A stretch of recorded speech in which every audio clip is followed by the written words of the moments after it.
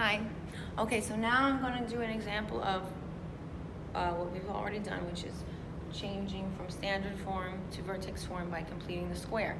However, you'll notice that this time my a is greater than 1, right? So I have a 3 here with my x squared. So you have to just do a little bit something extra. So let's go ahead and do that now. So I'm going to follow my same steps, right? Okay, except first I want to factor out that a. Okay, I want to take out my a from both x terms, right? Because in vertex form, that a is on the outside of my square, right? My perfect square. So I'm going to factor out the 3, okay? And I'm going to have x squared minus 6x, right? I'm going to still leave my space for whatever I'm going to add, plus 7.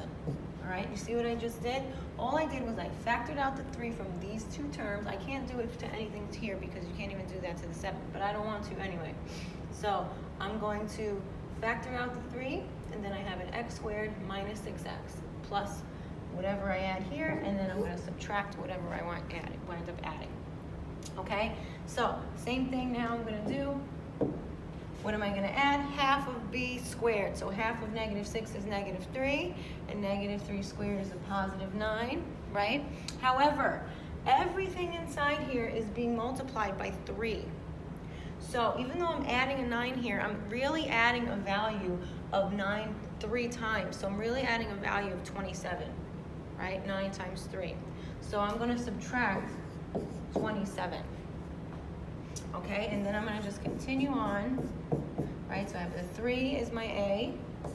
Here, this is going to factor to x minus 3 squared. And then you have 7 minus 27 is negative 20.